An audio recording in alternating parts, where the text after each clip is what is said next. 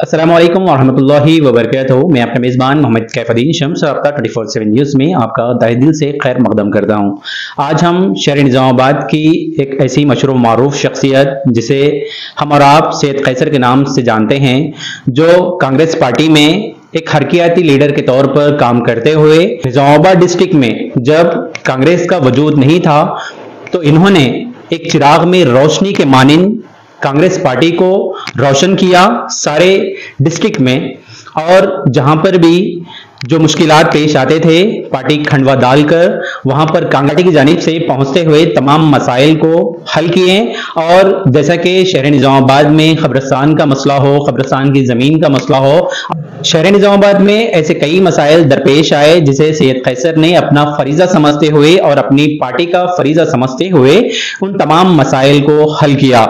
और हम ये भी कहना चाहेंगे कि सैयद कैसर को एक शहर निज़ामाबाद में एक ऐसा मुकाम दिया गया था जिसे हम और आप ये बखूबी जानते हैं कि कांग्रेस पार्टी को एक नामवर पार्टी बनाने के उसमें सैयद कैसर ने बहुत काम किया शहर निज़ामाबाद में, जिसके लिए हम सैयद कैसर का सबसे पहले रियासत तेलंगाना में जो कांग्रेस पार्टी फॉर्म हुई उसके लिए मुबारकबाद पेश करते हैं।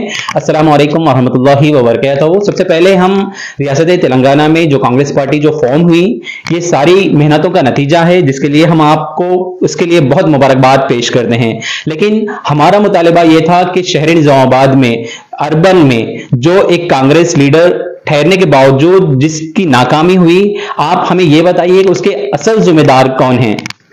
वालेकुम सलाम रहमतुल्लाहि वबरकातुहू। हम आप सब जानते हैं कि किस तरीके से कांग्रेस के लिए आवाम ने काम किया है, और मैं तमाम आवाम का शुक्रिया अदा करता हूं जिन्होंने कांग्रेस को वोट किया है।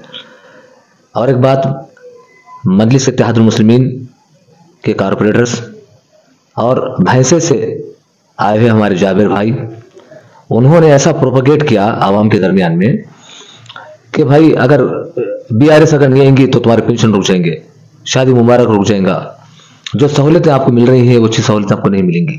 इस तरीके से फाल्स प्रोपेगेंडा करे ये लोग, और आवाम को अलग अलग तरीके से उनको डिस्टर्ब किया, उनके जहन को डिस्टर्ब किया।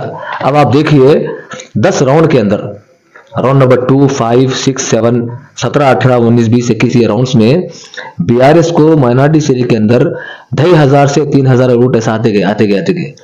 तो ये उसमें वो सक्सेस हो गए।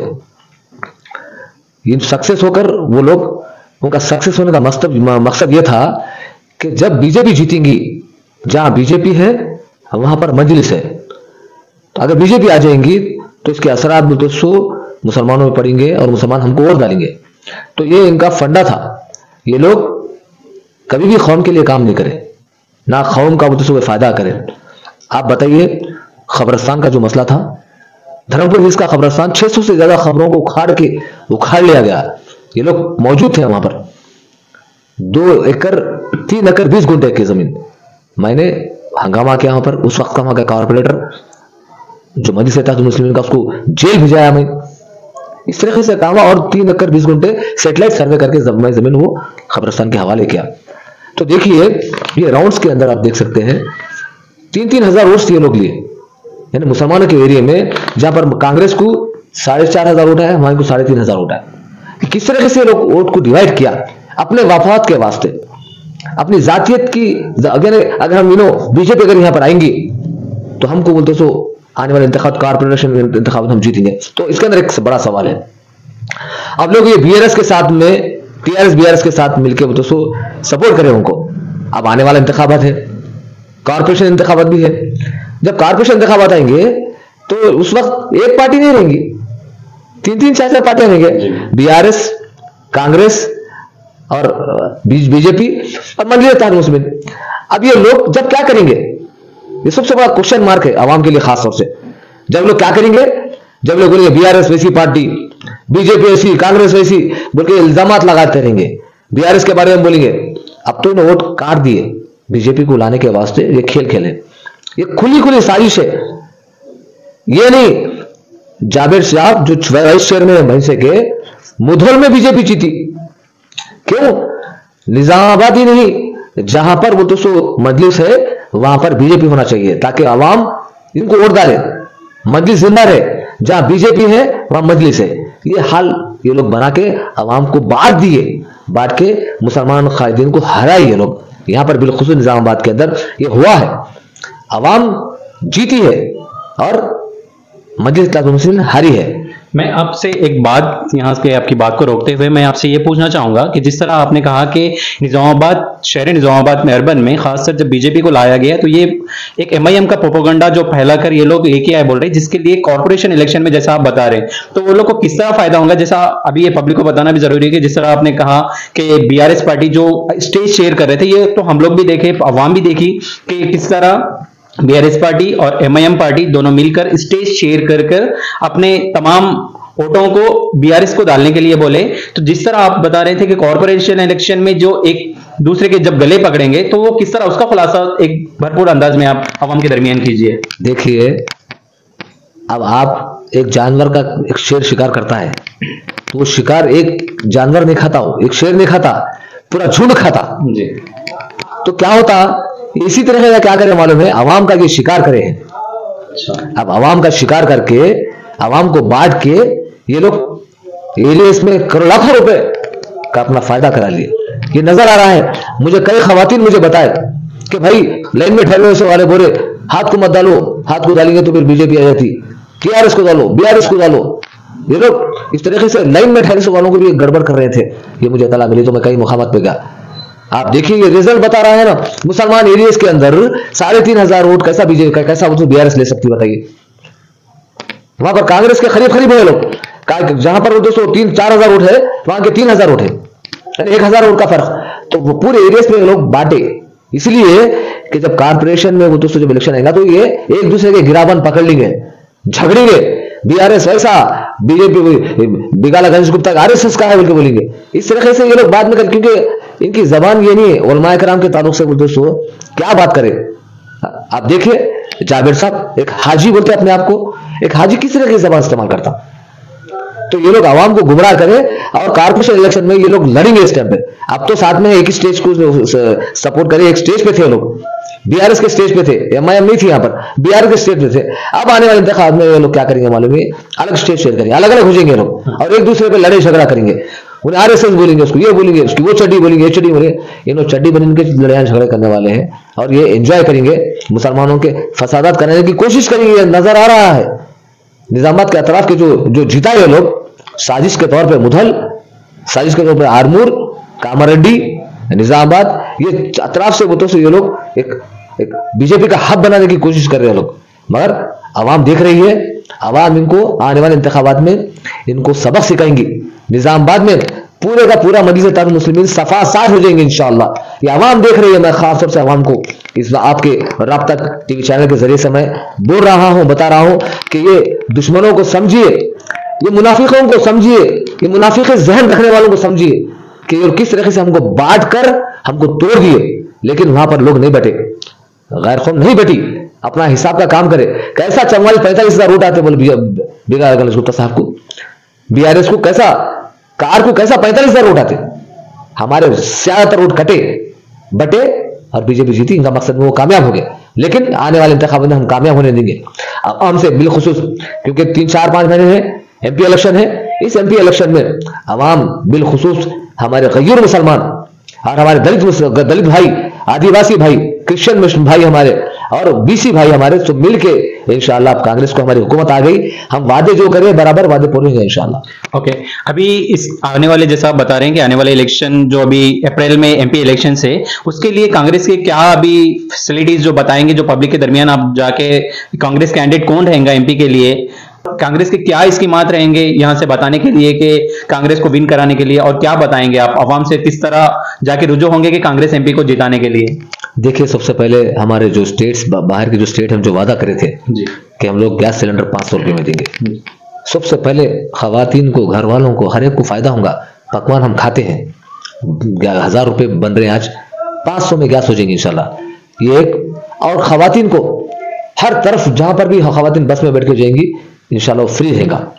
उसके साथ साथ और एक बात, ये बीआरएस वाले ये प्रोपोगेट कर रहे थे कि तुम्हारा शादी मुबारक रुक जाएगा, तुम्हारा पेंशन रुक जाएगा, ये चीज तरीके से जो अवाम के जो वोटों को जो बांटे हैं ना वो लोग, ये हम बताएंगे इंशाल्लाह कि तुम्हारा पेंशन तुमको मिलेगा, जो पेंशन मिला उससे ज्यादा पेंशन मिलेगा, शादी मुबारक का बिल्कुल बराबर मिलेगा, एजुकेशन का आपको बेहतरीन आला एजुकेशन मिलेगा, आपको बताए किसानों के साथ इंसाफ होगा, किसानों को तमाम तो सहूलतें मिलेंगी जो वादा करे हैं।